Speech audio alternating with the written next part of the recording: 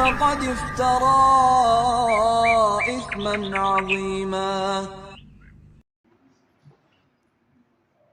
Bismillahirrahmanirrahim. Assalamualaikum warahmatullahi wabarakatuh. Innal hamdalillah nahmaduhu wa nasta'inuhu wa nastaghfiruh wa na'udzu billahi min shururi anfusina wa min sayyiati a'malina. May yahdihillahu fala mudilla lahu wa may yudlilhu fala hadiya lahu. Asyhadu an la ilaha illallah wahdahu la syarika lah wa asyhadu anna Muhammadan 'abduhu wa rasuluh. Allahumma salli wa sallim wa barik ala 'abdika wa rasulika nabiyyina Muhammadin wa ala alihi wa sahbihi ajma'in. Amma ba'd. Jamaah sekalian yang dirahmati Allah Subhanahu wa taala, alhamdulillah kembali lagi kita berjumpa di pengajian rutin kita di masjid yang mulia ini, membahas atau membaca bersama-sama kitab Al-Arba'in An-Nawawiyah beserta syarahnya yang kebanyakan kita ambil syarahnya dari kitab atau dari penjelasan Syekh Muhammad bin Shalih Al-Utsaimin, dan beberapa juga kita nukil dari beberapa penjelasan ulama yang lainnya. Dan jamaah sekalian rahmatullah subhanahu wa ta'ala, pada hari ini kita sudah sampai pada hadis yang keempat. Setelah kita selesaikan penjelasan singkat tentang hadis yang ketiga kemarin, dan jamaah sekalian, kami ingin sampaikan bahwa apabila jamaah ada pertanyaan, bisa disiapkan pertanyaannya melalui secari kertas yang bisa dikumpulkan selama kajian berlangsung, diantarkan atau dititipkan kepada temannya di depannya, kemudian ditaruh di depan. Atau bisa juga bertanya langsung di saat setelah azan apabila ada waktu, insya Allah dijawab, dan apabila kami mampu menjawabnya akan dijawab. Itu apabila ada pertanyaan. Dan selanjutnya jamaah sekalian rahmatullah subhanahu wa ta'ala, kajian ini alhamdulillah atas bantuan, atas izin Allah tentunya, kemudian bantuan dari Al-Akh Ashar, direkam dan di-upload di channel YouTube Brebes Mengaji. Jadi bagi jamaah yang ingin mengulang mungkin atau membacanya kembali atau mendengarkan kembali, bisa dicek di channel Brebes Mengaji. Baik jamaah sekalian dirahmati Allah Subhanahu wa taala, pada hari ini kita masuk pada hadis yang keempat. Hadis ini juga sangat agung sekali, yang berkaitan tentang tahapan penciptaan manusia di dalam rahim seorang ibu, dan juga beberapa hal yang terjadi ketika seorang manusia masih berada di dalam rahim seorang ibu berbentuk janin, dari mulai usianya hari pertama sampai hari ke-120. Kemudian setelahnya dia menunggu sampai datang waktunya dia terlahir di dunia ini. Hadis ini jamaah sekalian dirahmati Allah Subhanahu wa taala diriwayatkan oleh seorang sahabat yang mulia bernama Abdullah ibnu Mas'ud radhiyallahu taala. Abdullah bin Mas'ud radhiyallahu taala anhu ini adalah sahabat yang mulia pula. Beliau itu dikenal sebagai sahabat yang badannya tidak terlalu besar. Bahkan betisnya itu kurus. Para sahabat Nabi itu kan ketika memakai pakaian, termasuk izar mereka, sarung mereka, pakaian bawah. Jadi izar itu maksudnya adalah pakaian bawah. Seandainya seorang manusia memiliki dua macam pakaian, yang di atas itu namanya libas, pakaian atas, yang di bawah namanya, yang di atas namanya rida, Pakaian atas disebut dengan rida, pakaian bawah disebut dengan izar. Atau sering kita sebut dengan sarung. Sarungnya beliau di atas mata kaki. Ya, sehingga terlihat ukuran betis beliau. Suatu ketika beliau pernah ditertawakan. Ya. Kalau tidak salah pernah juga diejek oleh orang kafir ya, karena betisnya terlalu ringkih. Namun Nabi Shallallahu Alaihi Wasallam menjawab ya, kalimat yang merendahkan Abdullah bin Mas'ud ini dengan fadilah yang dimiliki oleh Abdullah bin Mas'ud. Sampai-sampai Nabi Shallallahu Alaihi Wasallam mengatakan betisnya kalau seandainya ditimbang dengan langit dan bumi seisinya, itu lebih berharga dan lebih bernilai betisnya Abdullah bin Mas'ud. Ya, karena beliau adalah sahabat yang mulia. Ketakwaan beliau, kesolehan beliau. Beliau juga paling banyak meriwayatkan hadis Nabi Shallallahu Alaihi Wasallam di antara sahabat-sahabat Nabi, selain Abu Hurairah, selain Ibnu Abbas, selain Aisyah radhiyallahu taala anha. Beliau juga termasuk sahabat yang banyak riwayat hadisnya. Dan memang begitulah. Allah Subhanahu wa taala tidak memandang seseorang dari bentuk fisiknya. Tidak juga memandang seseorang dari banyaknya harta yang dia miliki.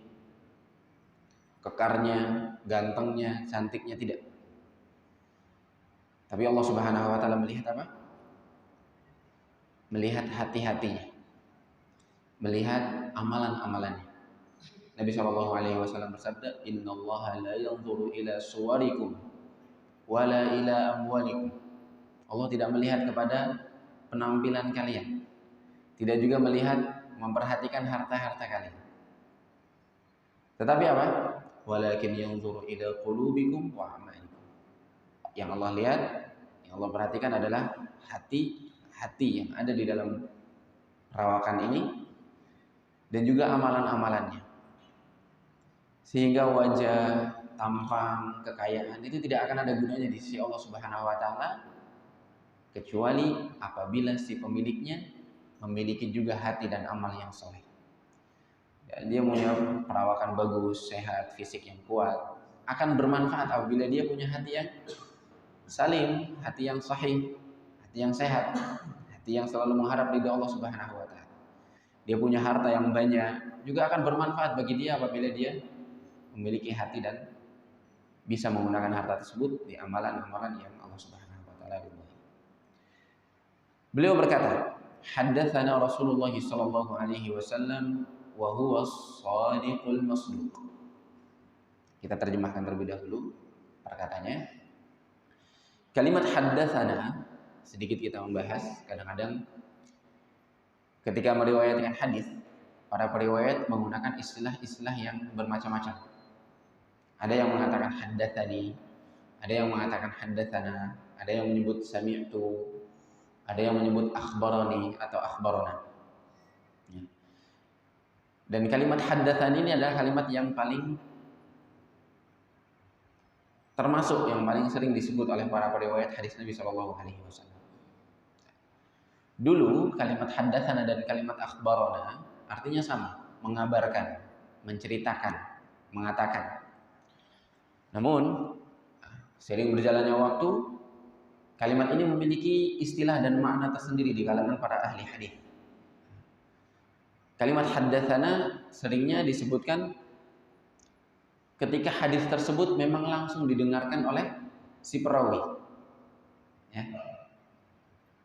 Jadi ketika hadis tersebut diriwayatkan dengan lafaz haddatsana, itu menunjukkan bahwasanya hadis ini langsung didengar oleh si perawi. Kalau mengucap haddatsana berarti Abdullah bin Mas'ud hadir saat Nabi Shallallahu Alaihi Wasallam menyebutkan ini, dan ada juga orang-orang yang lain yang hadir di sekitar Abdullah bin Mas'ud radhiyallahu taala. Namun kalimat akhbarana ya, sama-sama artinya mengabarkan, menceritakan. Namun kalimat akhbarana lebih umum daripada haddatsana.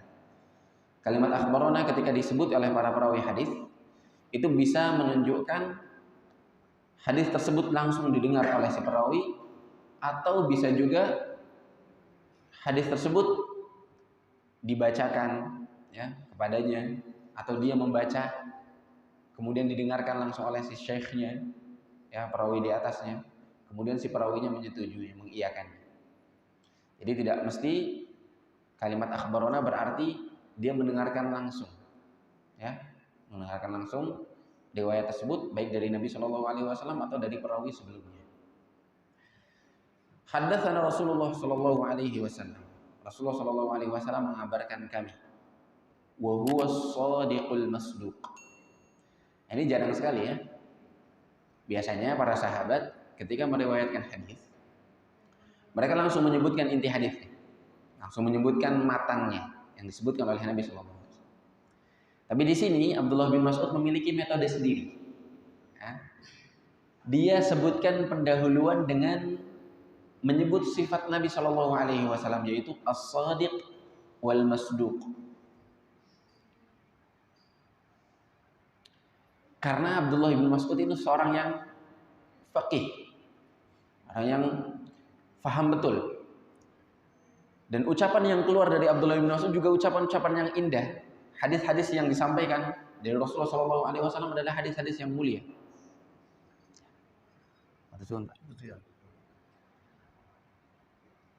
As-shadiq artinya adalah orang yang mengkabarkan dengan kabar yang sahih, kabar yang jujur, kabar yang benar.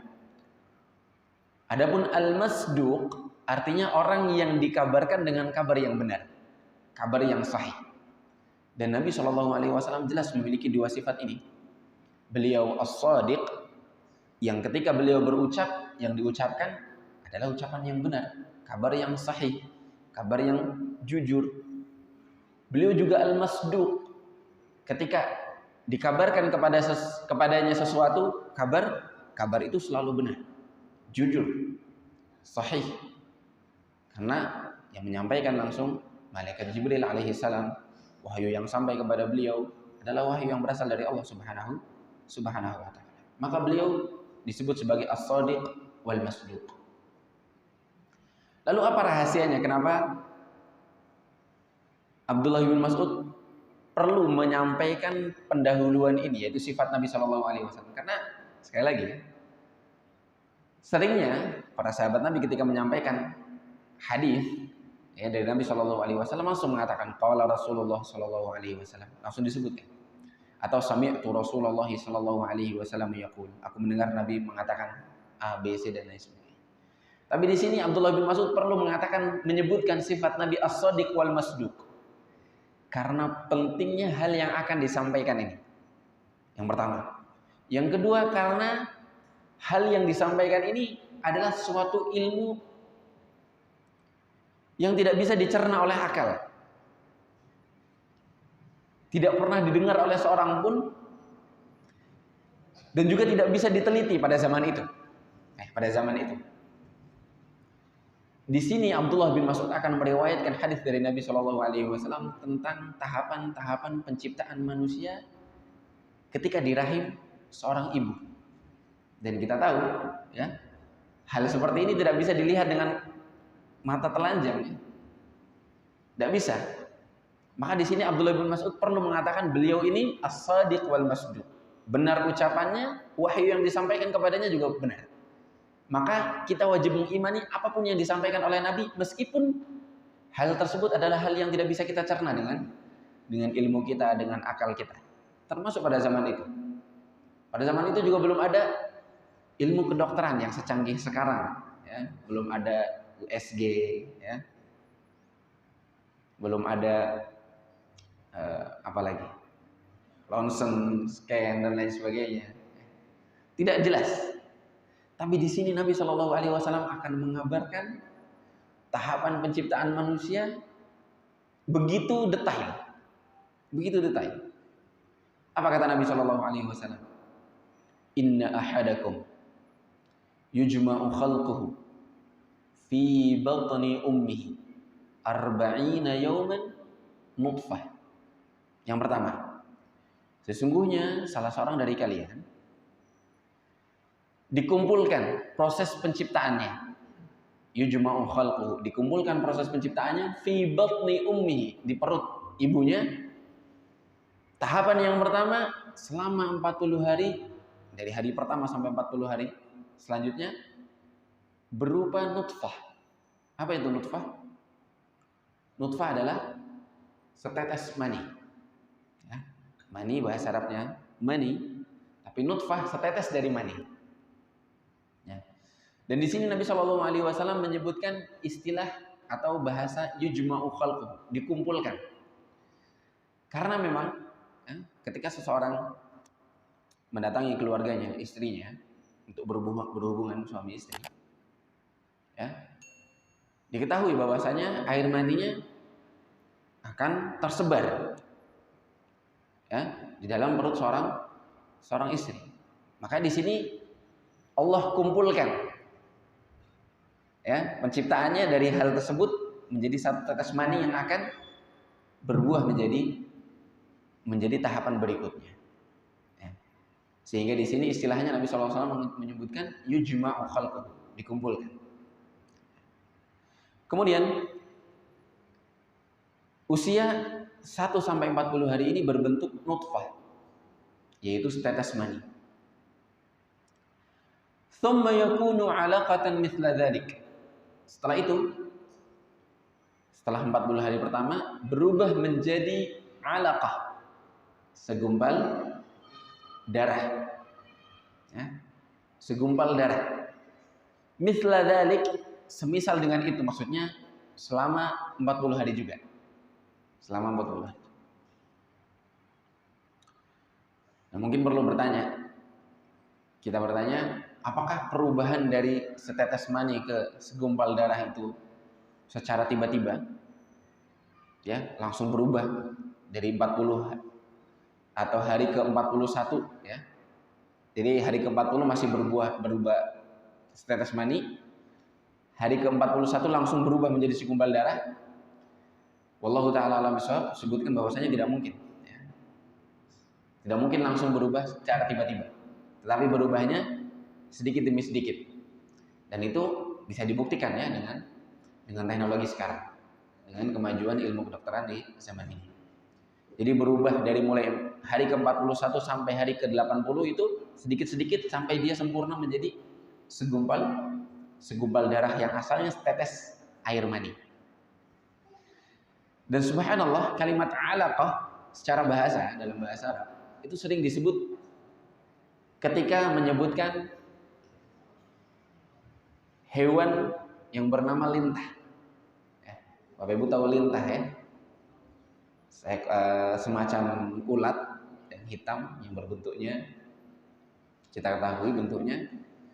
Nah, bentuk segumpal darah dari usia 41 sampai 80 itu bentuknya seperti itu, seperti lintah.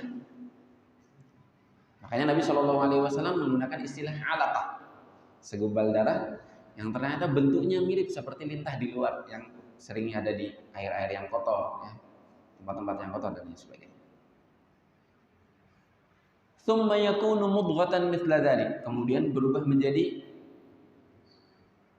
seonggok daging, ya, seonggok daging. Mithla dzalik, selama itu juga, yaitu 40 hari juga. Artinya di 40 hari ketiga dia mulai berubah sedikit demi sedikit, berubah menjadi segumpal daging. Dan jamaah sekalian dirahmati Allah Subhanahu wa taala, mudghah kalau dalam bahasa Arab, ya, itu artinya sekunyah atau sesuap. Madgha yamdhu, ya, dalam bahasa Arab artinya mengunyah. Mudghah itu adalah takaran makanan yang masuk kepada mulut yang kita kunyah. Artinya segumpal daging di usia 81 hari sampai 120 itu bentuknya tidak lebih dari apa? Dari sebesar kunyahan yang dalam mulut kita. Dagingnya hanya sekitar itu saja ukurannya. Makanya diistilahkan sebagai atau dengan kata mudghah.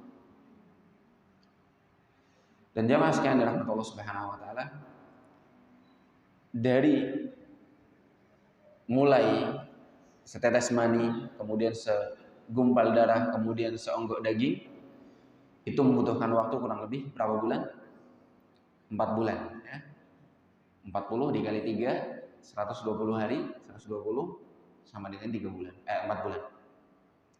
Selama 4 bulan ini, setelah itu barulah Allah Subhanahu wa taala tsumma yursalu ilaihil malak. Allah kirim ya, yursal artinya dikirim. Dikirimkan kepadanya, kepada si janin ini seorang malaikat. Seorang malaikat. Dan tentu yang mengirimkan adalah Allah Subhanahu wa taala. Apa tugas malaikat ini? Tugas malaikat ini fayanfukhu fihi ruh. Malaikat ini meniupkan ruh pada si janin yang sudah berusia 120 hari ini. Dan jemaah sekalian dirahmati Allah Subhanahu wa taala, ruh inilah secara umum adalah sesuatu yang membuat kita hidup. Sesuatu yang membuat kita hidup. Jadi disepakati oleh seluruh manusia, baik yang muslim maupun yang non muslim ya.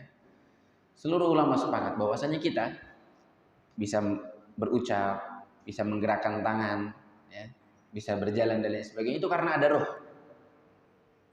Karena ada ruh di dalam diri kita. Namun perkaranya, ruh ini hanya Allah Subhanahu wa taala yang tahu. Ketika Allah Subhanahu wa taala berfirman dalam surat Al-Isra ayat yang ke-85, suatu saat orang-orang Quraisy bertanya kepada Nabi Shallallahu alaihi wasallam tentang ruh. Wa yas'alunaka 'anir ruh. Disebutkan bahwasanya pertanyaan orang Quraisy ini karena saran dari orang-orang Yahudi. Jadi orang-orang Quraisy bertanya kepada orang Yahudi,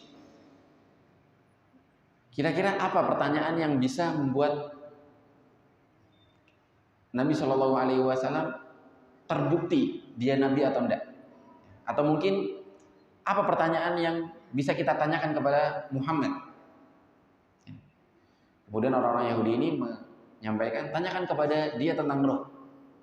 Ya. Jadi seandainya dia mengatakan A, B, C, berarti benar dan lain sebagainya. Mungkin sudah diberikan bocoran jawabannya oleh orang-orang Yahudi yang mereka membaca kitab-kitab sebelum Al-Quran, ya, Taurat dan lain sebagainya. Maka ditanyalah oleh orang-orang Quraisy. Disebutkan ketika Nabi Shallallahu alaihi wasallam ditanya tentang ruh ini, Nabi terdiam sejenak. Ya. Nabi terdiam sejenak, kemudian para sahabat Nabi Shallallahu alaihi wasallam sudah paham. Nabi terdiam itu karena turun wahyu dari Allah Subhanahu wa taala. Dan banyak hal terjadi ya ketika Nabi Shallallahu alaihi wasallam ditanya, kemudian Nabi menunggu turunnya wahyu. Karena tidak mungkin juga Nabi Shallallahu alaihi wasallam menjawab dari dirinya sendiri. Ya. Nabi Shallallahu alaihi wasallam menjawab dari wahyu Allah Subhanahu wa taala. Wa ma yantiqu 'anil hawa in huwa illa wahyu yuha. Dalam surat An-Najm. Dijawablah, ternyata jawabannya apa? Qulir ruhu min amri rabbi. Katakanlah wahai Muhammad, perkara tentang ruh itu urusan Allah Subhanahu wa taala. Urusan Rabbku. Wa ma utitum minal ilmi illa qalilan, dan kalian tidaklah diberikan ilmu kecuali sedikit saja. Tidaklah kalian diberikan ilmu kecuali sedikit saja. Dan ini sebagai bentuk penghinaan dari Allah Subhanahu wa taala kepada orang-orang yang bertanya tentang ruh itu. Seakan-akan Allah berkata, apakah ilmu kalian hanya sebatas tentang ruh saja sehingga yang kalian tanyakan hanya ruh? Padahal masih banyak ilmu-ilmu yang lain yang perlu kalian tanyakan. Tambah lagi ruh ini adalah salah satu hal yang menunjukkan bahwasanya Allah Subhanahu wa taala itu Maha tahu segalanya, dan banyak hal di dunia ini yang tidak diketahui oleh manusia. Dan hanya Allah Subhanahu wa taala yang tahu, termasuk ruh.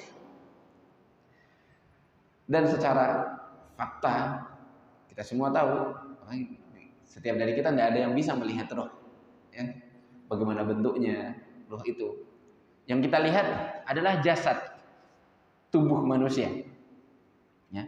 Yang kita lihat adalah jasad atau tubuh manusia, dan ruh yang membuat kita hidup, yang ditiupkan oleh para malaikat saat kita berada di janin ibu kita berusia 120 hari, tidak tahu bentuknya bagaimana. Hanya Allah Subhanahu wa taala yang tahu. Dan ilmu Allah Subhanahu wa taala dari satu hal ini saja menunjukkan bahwasanya ilmu Allah itu begitu luas dan banyak hal yang kita tidak tahu. Ini sama seperti cerita Nabi Musa alaihi salam dengan Khidir. Ya. Ketika Khidir ini mengatakan kepada Musa saat mereka melihat ada seekor burung yang minum dari lautan. Ya, minum mematok air dari lautan.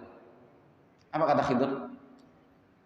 Ma naqasa ilmi wa ilmuka min ilmillah illa kama naqasa hadzal usfur bi minqarihi min al-bahr.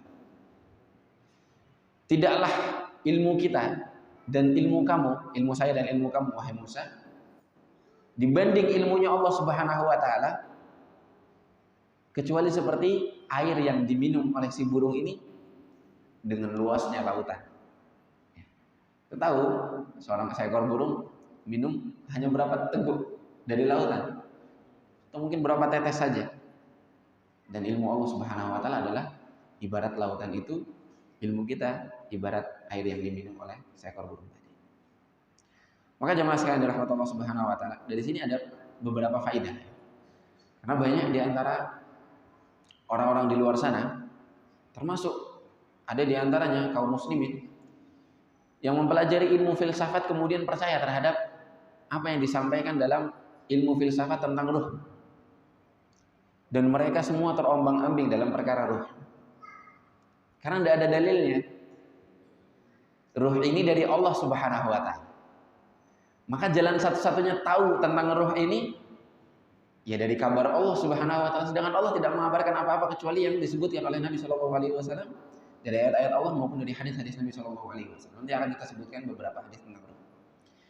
Tetapi yang disampaikan oleh para ahli filsafat itu adalah banyak macam. Ya, mereka mengatakan bilang ruh itu hanya sebuah sifat bagi manusia yang datang, yang bisa berubah seperti tinggi, pendek, ya, besar dan lain sebagainya. Ada lagi yang mengatakan ruh itu seperti cahaya dan lain sebagainya. Macam-macam.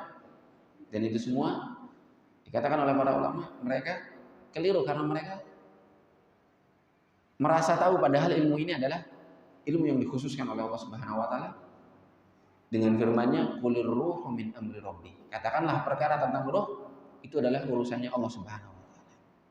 Wa ma utitu minal ilmi illa qalila. Kemudian setelah ditiupkan ruh oleh malaikat itu, wa yu'maru bi arba'i kalimat. Malaikat tersebut diperintahkan untuk apa? Mencatat 4 hal. Mencatat 4 hal. Arba'i kalimat. Apa saja? Bikat birizkihi. Yang pertama, rizkinya. Karunianya atau rizki yang diberikan oleh Allah Subhanahu wa taala kepada dia. Wa ajalihi, usianya. Wa amalihi, kemudian amalannya. Wa syaqiyun aw sa'id, dan juga nasib dia. Apakah dia termasuk orang yang berbahagia ataukah sengsara? Baik di dunia maupun di akhirat. Baik di dunia maupun di akhirat. Nah, jemaah sekalian dirahmati Allah Subhanahu wa taala, ini adalah pencatatan takdir oleh seorang malaikat. Salah satu pencatatan takdir yang dicatat bagi setiap makhluk, terutama manusia.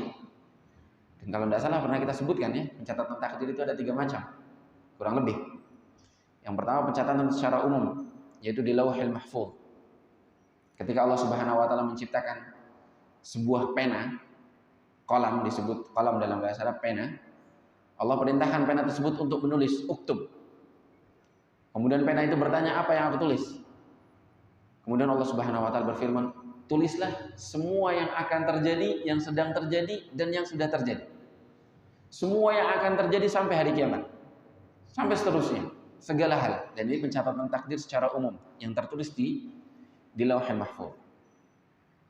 Kemudian pencatatan takdir yang kedua adalah pencatatan khusus bagi setiap orang, yaitu pencatatan yang disebut dalam hadis ini. Ya, ketika seseorang sudah berusia 120 hari di perut seorang ibu, dicatat rizkinya, ajalnya atau usianya, amalnya, kemudian bahagia atau sengsara di akhirat nanti. Kemudian pencatatan yang ketiga, macam pencatatan yang ketiga adalah pencatatan tahunan, yaitu yang terjadi di malam, lupa aja kapan, di malam Lailatul Qadar, ya. Di malam Lailatul Qadar, makanya disebut Lailatul Qadar, ya, menunjukkan keagungan dan kuasaan Allah Subhanahu wa taala, dan disitulah Allah Subhanahu wa taala mencatat catatan tahunan bagi seluruh manusia yang akan terjadi di muka bumi dan seluruh makhluk pada umumnya. Ini disebutkan oleh para ulama. Kemudian kalimat rizq atau rizki bukan hanya rizki duniawi, karena rizki itu ada dua macam. Dan ini yang kadang-kadang orang tidak sadar, ya, menganggap rizki itu hanya sebatas materi saja, uang saja atau benda saja. Keliru, ya. Rizki ini adalah semua yang bermanfaat bagi manusia. Dan disebutkan oleh Syekh bahwasanya rizki itu ada yang membuat kita tegak badan kita, ada juga yang membuat agama kita tegak. Yang membuat badan kita tegak yaitu materi tadi, uang, makanan, benda dan lain sebagainya, rumah dan lain sebagainya. Namun ada rizki yang tidak kalah pentingnya, yaitu yang membuat agama kita tegak, agama kita lurus. Apa rizki ini? Ilmu dan iman. Inilah rizki yang lebih berharga daripada sekedar makan dan minum. Dan jemaah sekalian dirahmati Allah Subhanahu wa taala, kita selalu berharap, ya, setiap kita belajar mengaji, menyempatkan diri kita untuk duduk di suatu pengajian, kita mengharap mendapatkan sesuatu yang lebih mahal dari hanya sebatas uang, makan atau minum. Karena jemaah makan dan minum itu hanya bisa bermanfaat di dunia ini saja. Dengan kata lain, orang kalau tidak makan, tidak minum, ya, maksimalnya orang itu hanya mati di dunia, selesai. Gak makan, gak minum, kelaparan, kehausan, mati, sengsara di dunia. Tetapi kalau orang tidak punya rizki ilmu dan iman ini, bayangkan jemaah, seseorang hidup di dunia ini, di dunia yang penuh fitnah, penuh ujian, ya, penuh masalah, penuh cobaan, musibah, macam-macam dunia ini.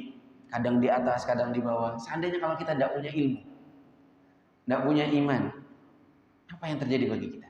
Kita sengsara di dunia, belum selesai di situ, sengsara juga di akhirat. Inilah rizki yang sesungguhnya, ya? Inilah rizki yang sesungguhnya. Wa ajalihi, usianya. Kita paham, setiap dari kita usianya sudah ditentukan oleh Allah Subhanahu wa taala dan sudah ada tanggalnya, jamnya. Intinya waktunya sudah ditentukan oleh Allah Subhanahu wa taala kapan kita akan wafat, kapan kita akan tutup usia kita. Dan setiap orang berbeda dengan yang lainnya terkait dengan usia. Ada yang usianya pendek, usianya panjang, ada yang wafat ketika kecil, ada yang wafat ketika muda, ada yang dipanjangkan umurnya sampai lanjut usia dan lain sebagainya. Dan ini semua atas kehendak Allah Subhanahu wa taala. Tidak ada urusannya dengan manusia, ya, sedikit pun. Yang menentukannya adalah Allah Subhanahu wa taala. Dan tidak akan berkurang sedikit pun. Kalau Allah Subhanahu wa taala sudah menetapkan usia seseorang, tidak akan kurang 1 menit pun. Syekh sampai menyampaikan satu kisah. Suatu saat beliau tahu ada kabar di Unaiza, karena beliau dari Unaiza, ya, daerah Qasim sana, provinsi Qasim di Arab Saudi. Pernah ada suatu saat seorang pengendara motor dan pengendara mobil mau lewat perempatan atau pertigaan, intinya persimpangan jalan, dan mungkin belum ada lampu merah waktu itu. Subhanallah, ketika mereka mau lewat persimpangan itu, dua-duanya berhenti, dua-duanya nunggu, nunggu siapa yang mau lewat, karena takut kecelakaan, ya kan? takut tertabrak, nggak ada lampu merah. Ternyata karena nunggu, dua-duanya nunggu, nggak ada yang jalan, akhirnya dua-duanya jalan. Subhanallah, dua-duanya jalan, tabrak, kecelakaan. Dan kecelakaan, wafat penunggang motor, wafat juga orang yang ada di dalam mobil yang duduk di belakang, penumpangnya. Disebutkan supirnya nggak wafat, tapi penumpangnya wafat. Saya sempat bingung membaca kisah ini, apa faedahnya atau apa pentingnya disampaikan, dari sisi mana. Ternyata beliau sebutkan bahwasanya, Syekh mengatakan, lihat ketika dua orang ini mau dijemput usia ajalnya, nyawanya oleh Allah Subhanahu wa taala, mau ditutup usianya. Sampai waktu ketika sebelum wafat mereka nunggu, saling nunggu. Itu diberikan kesempatan oleh Allah Subhanahu wa taala sampai menghabiskan jatah usianya. Padahal bisa saja mereka sudah pasti pada hari itu akan wafat, tidak usah nunggu, langsung aja mati, gitu ya, langsung aja tabrakan. Allah tentukan kecelakaan, naudzubillah min dzalik. Langsung kecelakaan. Tapi di sini Allah Subhanahu wa taala tetapkan dia usianya memang disuruh nunggu dulu berapa menit, berapa detik. Dan ini menunjukkan bahwasanya Allah Subhanahu wa taala tidak akan mengurang-urangi ketika seseorang sudah ditetapkan usianya, rezekinya, amalnya, termasuk semua takdirnya, itu tidak akan berkurang, termasuk rezekinya. Kadang-kadang kita merasa rezeki kita kok seret misalnya, kurang misalnya, kurang mencukupi dan lain sebagainya. Maka apa yang membuat kita tenang? Kita yakin bahwasanya rezeki ini, baik yang seret, yang lancar, itu sudah ditetapkan oleh Allah Subhanahu wa taala. Takarannya, nominalnya itu sudah disebutkan, sudah ditentukan oleh Allah Subhanahu wa taala. Sebesar apapun usaha kita, sekuat apapun usaha kita, sepintar apapun kita, rezekinya sudah ditentukan oleh Allah Subhanahu wa taala. Nabi Shallallahu alaihi wasallam bersabda, "Lan tamuta nafsun hatta tastawfiya rizqah." Ketahuilah bahwasanya tidaklah sebuah jiwa mati kecuali dia sudah disempurnakan rezekinya oleh Allah Subhanahu wa taala. Jadi kita tidak perlu takut. Tidak perlu khawatir rezeki kita tidak sampai kepada kita. Maka yang Allah Subhanahu wa taala tetapkan akan sampai kepada kita, yang tidak Allah tetapkan tidak akan sampai kepada kita. Dan hikmahnya, semua hal ini disembunyikan ilmunya dari kita. Takdir itu rahasia Allah Subhanahu wa taala di muka bumi ini. Tidak ada yang tahu. Sehingga apa tujuannya, apa hikmahnya? Kalau Allah Subhanahu wa taala sembunyikan, berarti kita diperintahkan untuk berusaha, berikhtiar. Tidak ada urusan kita untuk menentukan berapa rezeki kita. Tapi yang kita kerjakan adalah ikhtiar kita. Hasilnya Allah Subhanahu wa taala yang menentukan. Sama seperti perkara yang ketiga. Yang ketiga apa? Wa amalihi, amalannya. Jadi ternyata seorang di dunia ini, yang muslim, yang kafir, yang soleh, yang fasik, itu sudah ditentukan amalan-amalan mereka. Amalan-amalan mereka. Bahkan sudah ditentukan syaqiyun aw sa'id. Itu perkara yang keempat. Dia akan bahagia atau sengsara. Termasuk di akhirat nanti, dia akan masuk surga atau masuk neraka. Ternyata sudah ditentukan, kursi kita sudah ada di sana. Dan sekali lagi, rahasianya, hikmahnya, Allah Subhanahu wa taala merahasiakan ini semua. Karena mungkin Bapak Ibu bisa saja bertanya, kalau seandainya amal kita semua sudah ditentukan, yang soleh, yang fasik segala macam, bahkan surga neraka sudah ditentukan tempat kita, barangkali Bapak Ibu bertanya, buat apa kita beramal? Lalu buat apa kita capek-capek sholat dan lain sebagainya? Itu sudah ditentukan.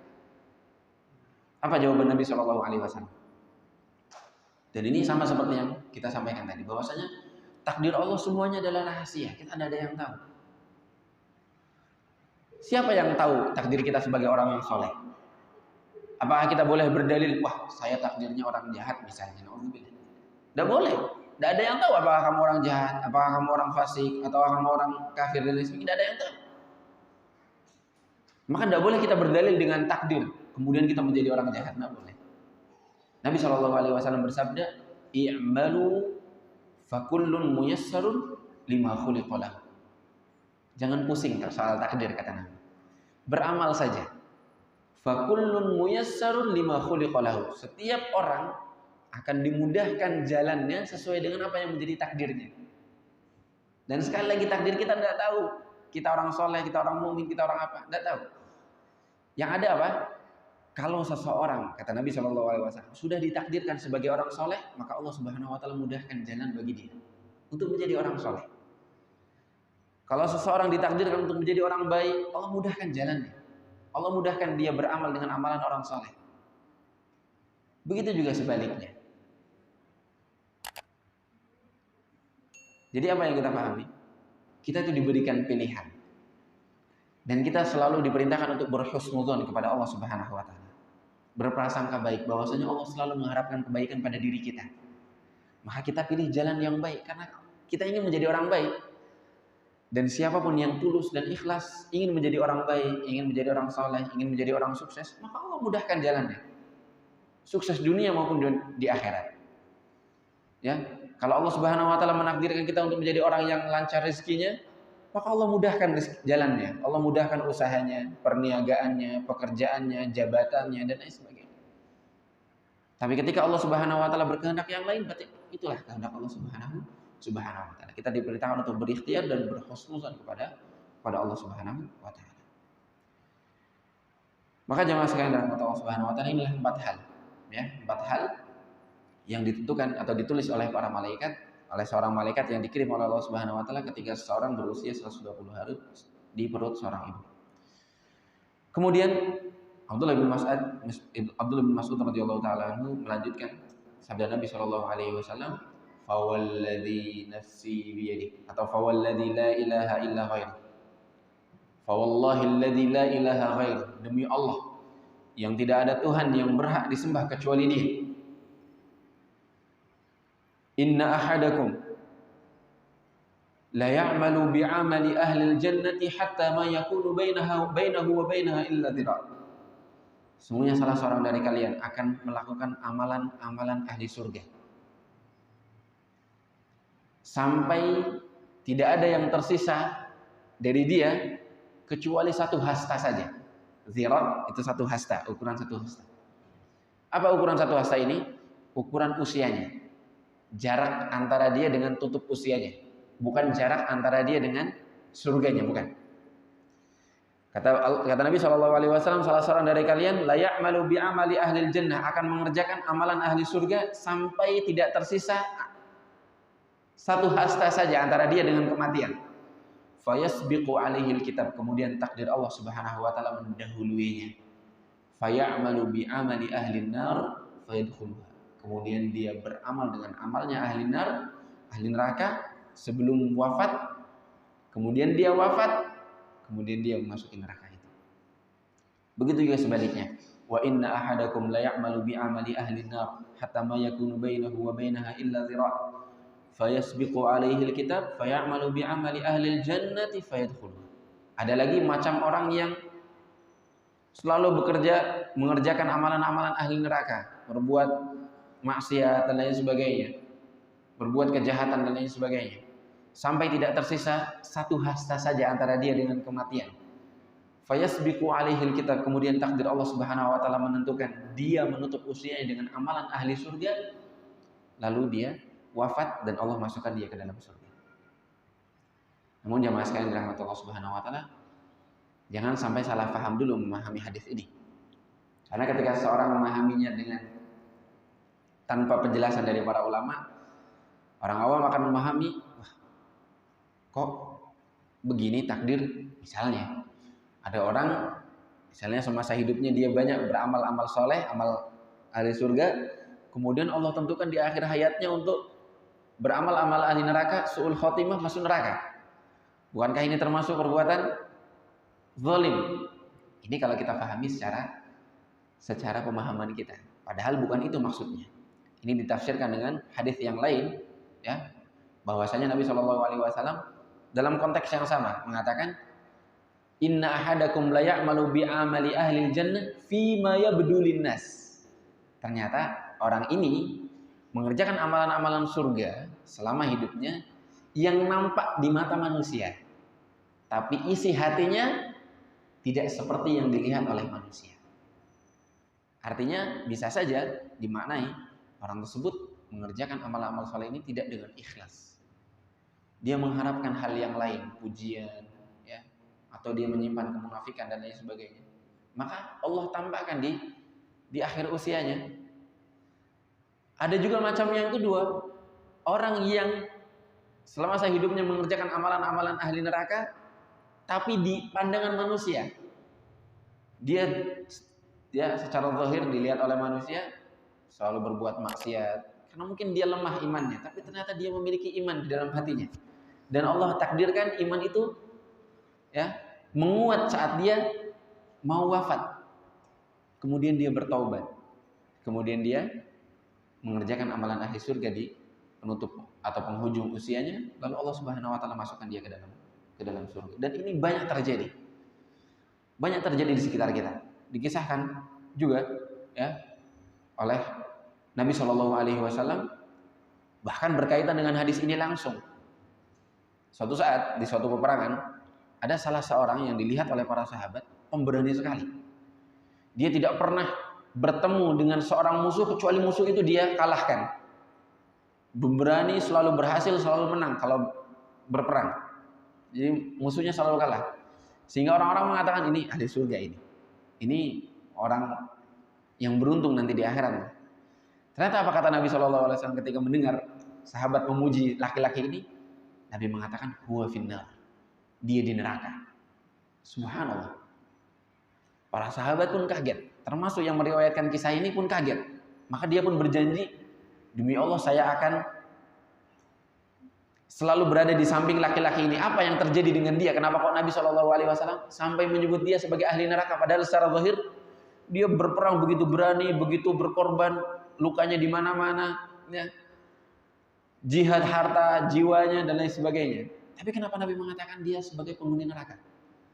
Ternyata ketika ya diikuti, dibuntuti terus, diawasi terus oleh sahabat Nabi yang meriwayatkan kisah ini, suatu ketika laki-laki ini terkena tebasan pedang, ya, tertusuk atau terluka intinya oleh musuh, kemudian dia jatuh tersungkur, tapi tidak sampai mati.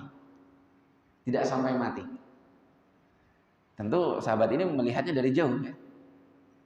Mungkin belum sempat menolongnya atau belum sempat ketemu dan lain sebagainya. Lihat si laki-laki ini sudah keburu memberdirikan pedang dia sendiri, ya, pegangannya ditempel di atas tanah, kemudian ujung pedangnya berdiri ke atas, kemudian dia tusuknya badannya sampai tembus ke punggung dia, lalu mati. Subhanallah. Ternyata dia ya ditakdirkan oleh Allah Subhanahu wa taala sebelum itu untuk tidak mati oleh tebasan pedang oleh musuh. Tapi dia mungkin bisa ditafsirkan ingin dipuji sebagai orang yang mati syahid. Ya, tidak ingin merasakan penderitaan luka dia. Mungkin saja dia masih bisa hidup setelah itu, diobati oleh para sahabatnya dan dirawat, ya. Tapi dia malah bunuh diri dengan pedangnya sendiri. Dan disebutkan oleh para ulama mungkin karena dia ingin dipuji oleh manusia. Maka dia pun, sahabat ini yang membutuhkan laki-laki tadi, langsung menghampiri Nabi SAW dan mengatakan, wallahi innaka la nabi, demi Allah sungguhnya engkau adalah seorang nabi. Dia langsung percaya bahwasanya Nabi Muhammad adalah seorang nabi karena ucapannya benar, terbukti. Yang diucapkan oleh Nabi itu wahyu dari Allah Subhanahu wa taala, menunjukkan bahwasanya dia orang penghuni neraka. Jadi bukan Nabi sendiri yang menentukan dia penghuni neraka, Allah Subhanahu wa taala yang menentukan. Maka Nabi bertanya, kenapa kok bisa kamu bilang seperti ini, bahwasanya aku Nabi? Kenapa baru ngomong seperti ini? Ya, engkau pernah menyebutkan bahwasanya dia adalah penghuni neraka dan saya buntuti dia, diceritakan demikian A, B, C dan lain sebagainya. Nah, ini masuk dari hadis tersebut. Karena Nabi SAW setelah mendengar dari kisah tersebut, kisah laki-laki yang membuntuti, kisah sahabat yang membuntuti laki-laki tadi, Nabi mengatakan, inna ahadakum la ya'malu bi amali ahli jannati fima yabdu linnas. Bisa saja seseorang nampak di mata manusia dia adalah penghuni surga. Ya. Kita boleh ya ketika melihat seseorang yang soleh, baik budinya dan lain sebagainya, kita mendoakan dia semoga dia menjadi ahli surga. Tapi kita tidak berhak memvonis dia sebagai ahli surga. Karena tidak ada yang tahu akhir hidup setiap orang. Ya. Tidak ada yang tahu isi hati seseorang juga. Memang kita menghukumi seseorang dari zahirnya, isi hatinya itu urusan Allah Subhanahu wa taala. Tapi kita tidak bisa memvonis seseorang bahwasanya dia ahli surga, dia ahli neraka. Begitu juga sebaliknya. Nah, karena ada juga seseorang, ya, kita tutup dengan kisah ini sebelum nanti kita lanjutkan dengan azan. Ada lagi kisah yang lain, seseorang yang semasa hidupnya dia memusuhi Nabi Shallallahu Alaihi Wasallam, memusuhi dakwah Islam, memusuhi sahabat-sahabat Nabi Shallallahu Alaihi Wasallam, sampai hingga suatu saat, ya, terjadi peperangan. Orang ini namanya Usairim dari Bani Abdul Ashhal, dari kaum Ansor, orang ahli Madinah berarti. Dia awalnya tidak beriman, ya, atau intinya dia selalu memusuhi Nabi Shallallahu Alaihi Wasallam, memusuhi dakwah semasa hidupnya. Namun ketika sampai suatu saat ada undangan atau pengumuman perang Uhud, ya, salah satu perang di awal-awal masa hijrah Nabi Shallallahu Alaihi Wasallam ke kota Madinah, perang kedua setelah perang Badar. Dan Uhud letaknya tidak jauh, kurang lebih 4 km dari Masjid Nabawi atau dari pusat kota Madinah di zaman Nabi Shallallahu Alaihi Wasallam. Ternyata si laki-laki ini yang dulunya semasa hidupnya dia memusuhi Nabi, dia tergerak imannya. Dia sebenarnya menyimpan ada rasa ingin mencintai Nabi Shallallahu Alaihi Wasallam, membela Nabi Shallallahu Alaihi Wasallam dan lain sebagainya. Atau mungkin dia awalnya beriman tapi sebelumnya dia malas-malasan, tidak mau berperang, atau enggan, bahkan seringnya mengganggu, menghalangi dakwah dan lain sebagainya, macam-macam penafsirannya. Hingga di perang Uhud ini dia tiba-tiba ikut tapi tidak lapor kepada Nabi, tidak lapor kepada sahabat-sahabat yang lain, tiba-tiba ikut saja masuk ke barisan pasukan kaum muslimin. Perang Uhud terjadi, kemudian dia termasuk yang terkena serangan dari musuh. Hingga setelah selesai perang, para sahabat Nabi Shallallahu Alaihi Wasallam mengecek sisa-sisa perang, mencari pasukan kaum muslimin yang gugur. Mereka mendapati si laki-laki ini, si Usairim ini. Para sahabat kaget, kok bisa? Kenapa kamu bisa ikut barisan kita? Apakah kamu, ya, ikut karena pengen membela kaummu, yaitu orang-orang Ansor, keluarga dia, penduduk Madinah, keluarga dia, pengen membela kaummu, atau karena memang kamu ingin membela Islam, membela Nabi Shallallahu Alaihi Wasallam? Kata dia, bal raghbatan fil Islam. Saya ingin membela Islam. Subhanallah. Sebelumnya di pandangan manusia dia ada orang lain tidak baik, ya, budinya, akhlaknya dan lain sebagainya. Tapi kita tidak berhak memvonis seseorang. Tidak ada yang tahu akhir hidup seseorang. Tidak boleh kita katakan, kamu pasti masuk neraka. Tidak boleh. Nauzubillah min dzalik. Ya. Dan kita menghindari diri kita dari ucapan-ucapan yang demikian. Ternyata orang tersebut mati syahid dan minta disampaikan salamnya kepada Nabi Muhammad SAW.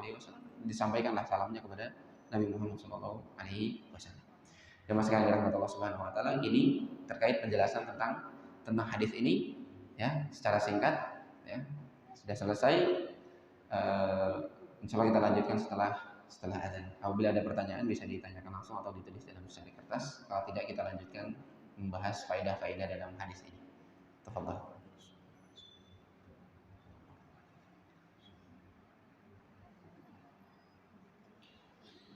Baik jemaah sekalian yang dirahmati Allah Subhanahu Wa Taala.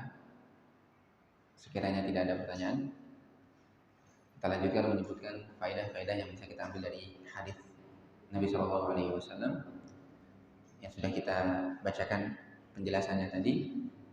Di antara faedah yang bisa kita ambil adalah tentang penciptaan manusia, ya, tentang penciptaan manusia. Sebenarnya ada beberapa hukum yang terlahir dari pembagian tahap-tahap ini. Di antaranya adalah ketika seorang manusia masih berusia 40 hari pertama dalam bentuk setetes mani. Intinya masih dalam usia 1 hari pertama sampai hari ke-40. Apakah boleh digugurkan? Seandainya mungkin ada kebutuhan, ada penyakit dan lain sebagainya. Maka disebutkan oleh para ahli fikih bahwasanya boleh apabila dengan obat yang mubah, ya, obat yang diperbolehkan. Karena dikatakan bahwasanya usia 1 sampai 40 hari ini belum berbentuk manusia. Belum berbentuk manusia. Ya. Bahkan belum ada unsur yang paling penting dalam diri manusia, yaitu darah, karena belum berubah menjadi darah. Jadi sebagian para ulama, para ahli fikih mengatakan boleh-boleh saja seandainya ada kebutuhan atau mungkin tidak ada kebutuhan. Namun pendapat yang lain mengatakan bahwasanya hal ini tetap tidak menjadikan seseorang boleh menggugurkan janin yang berusia 1 sampai 40 hari pertama. Ya. Apabila tidak ada kebutuhan. Ini secara ingin saja, dia orang ingin digugurkan karena keinginan saja tidak boleh. Tapi kalau karena kebutuhan, misalnya sakit, ya, bisa membahayakan misalnya, sesuai dengan anjuran dokter, melihat maslahat dan madarat, maka boleh-boleh saja. Tapi kalau tidak ada kebutuhan, maka hukum asalnya tetap tidak boleh digugurkan.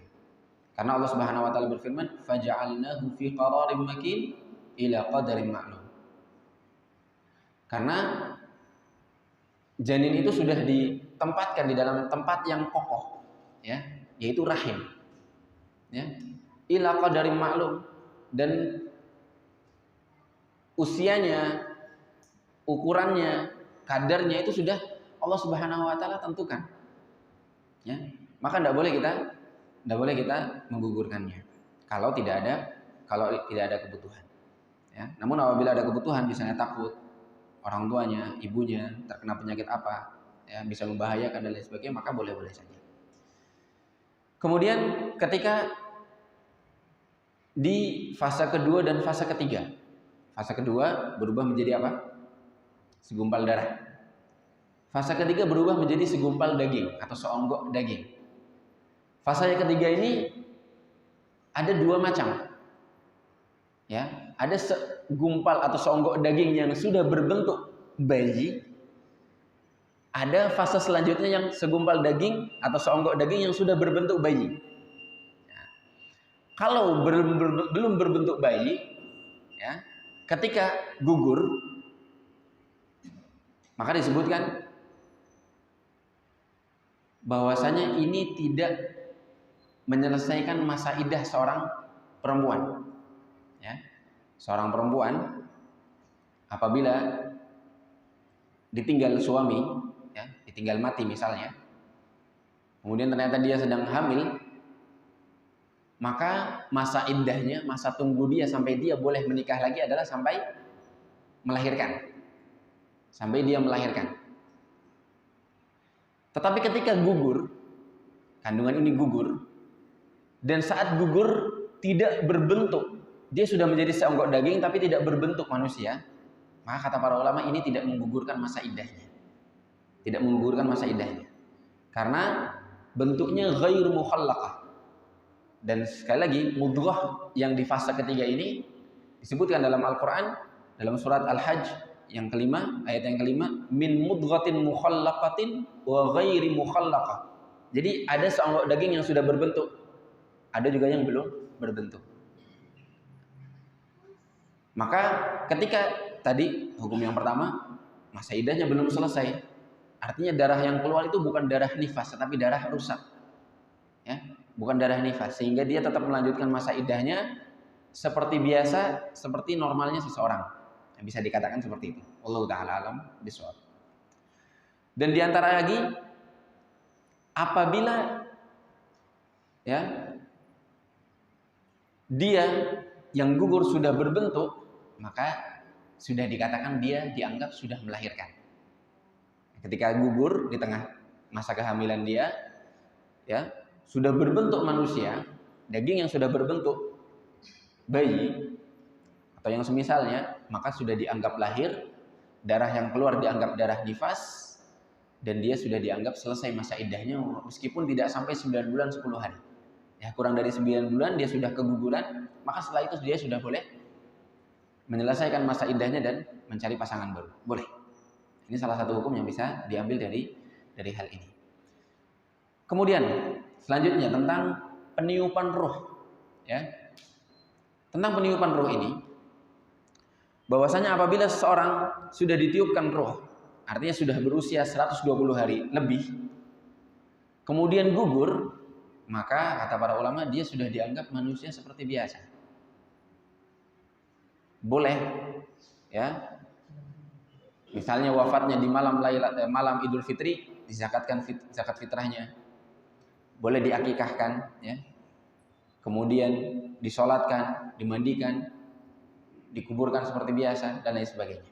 Sama seperti manusia biasa. Itu apabila sudah ditiupkan ruh pada diri seorang bayi.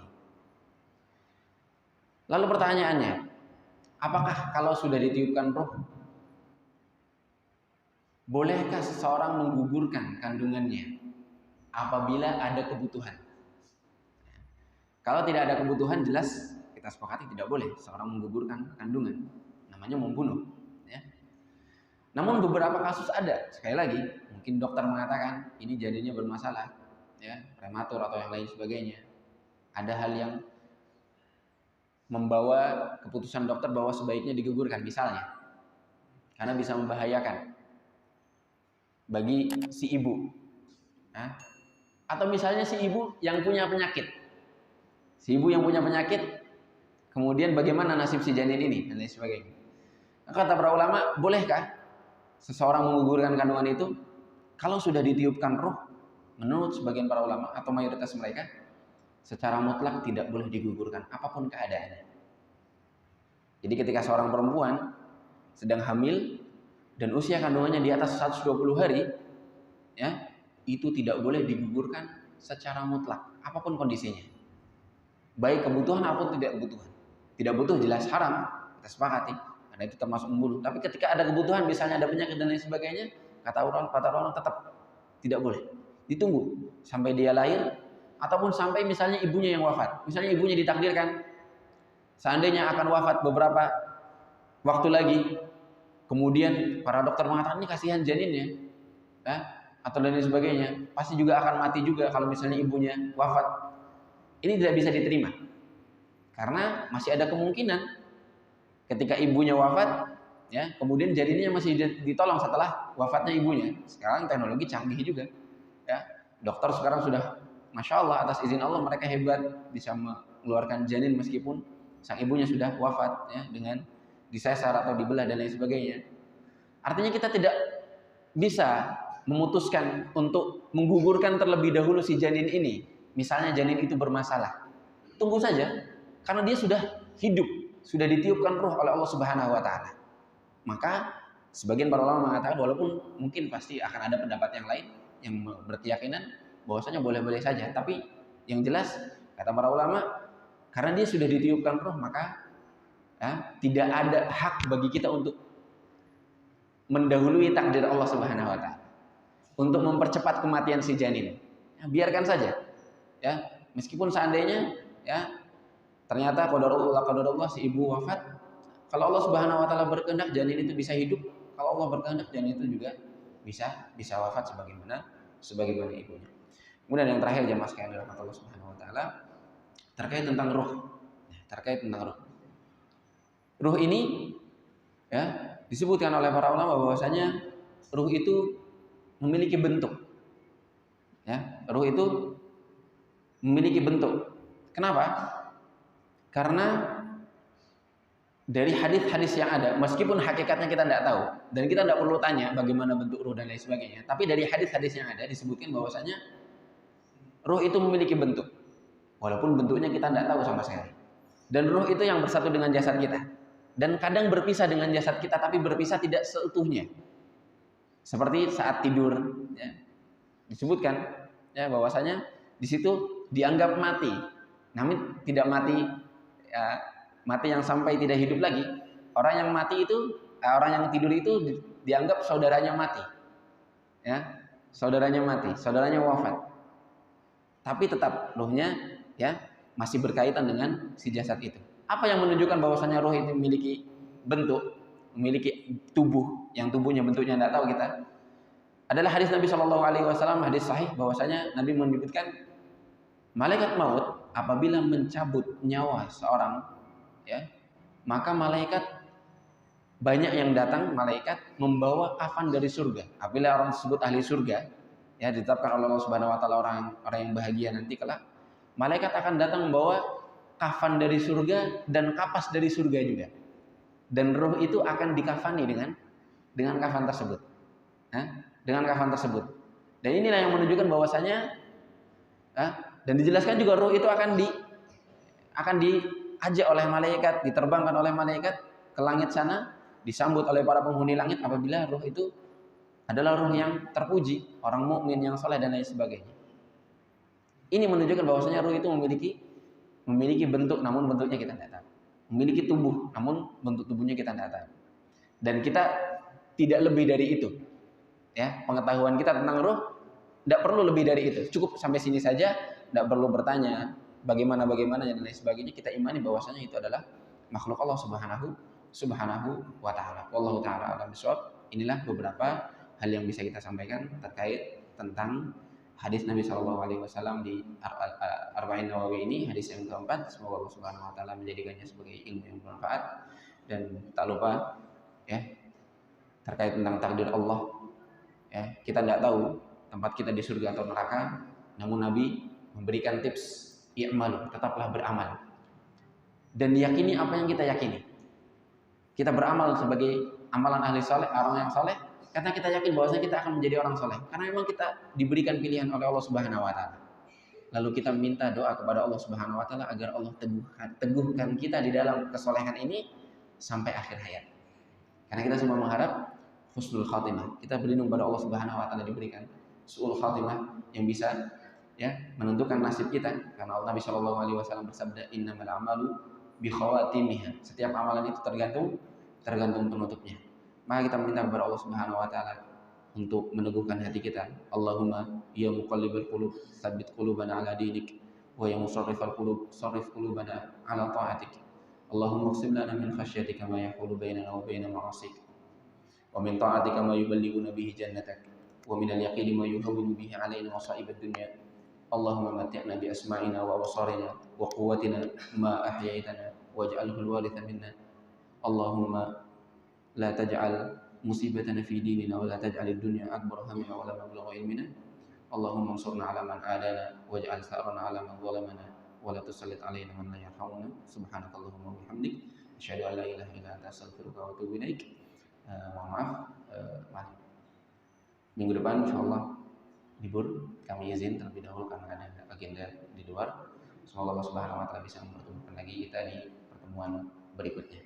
Assalamualaikum warahmatullahi wabarakatuh. ومن يشرك بالله فقد افترى إثما عظيما.